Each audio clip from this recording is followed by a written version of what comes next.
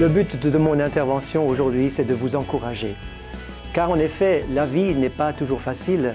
La vie est parfois mystérieuse et les circonstances dans lesquelles nous sommes ou parfois nous passons ne sont pas évidentes du tout. Une fille était auprès de son papa qui était au lit, gravement malade. Ce papa était un pasteur connu, très connu.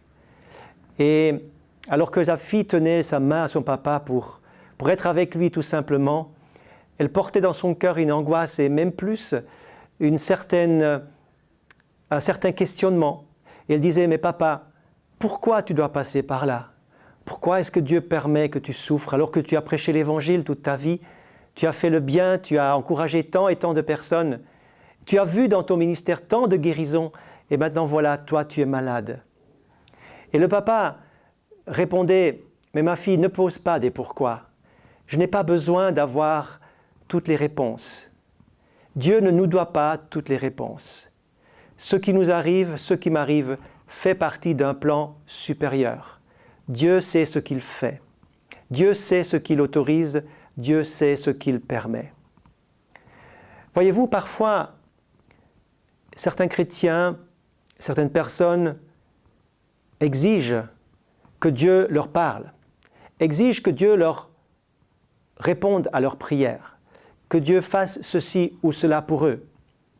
Puisque la Bible dit ceci et cela, selon les promesses, ils sont en droit d'attendre les réponses venant directement, venant selon leur timing, et ils ont besoin que Dieu fasse des choses pour eux.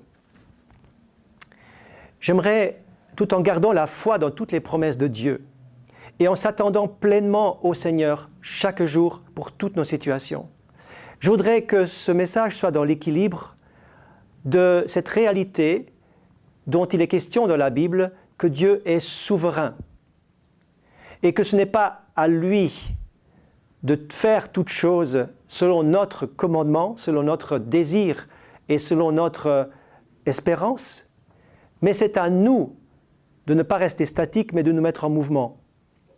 Et le message tiré du livre de Jacques, de l'épître de Jacques, nous dit ceci, et c'est le mot clé de ce petit message que je vous apporte: approchez-vous de Dieu et il s'approchera de vous.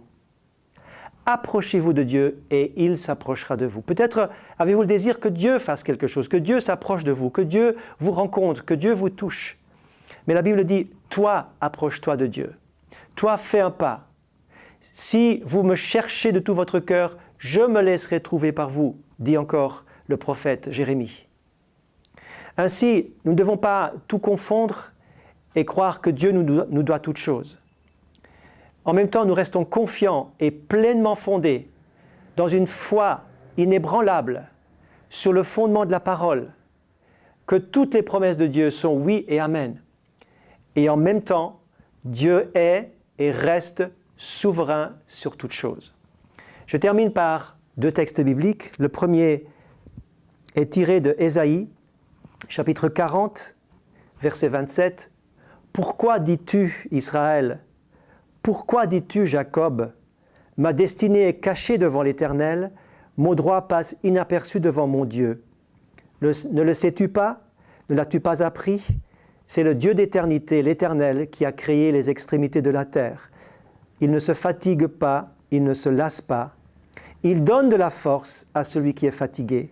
Il augmente la vigueur de celui qui tombe en défaillance. » Alors, pourquoi ? Nous n'avons pas toutes les réponses. Dieu connaît toutes choses et il permet que notre foi soit parfois éprouvée lorsque nous passons par des passages étroits, difficiles et sombres.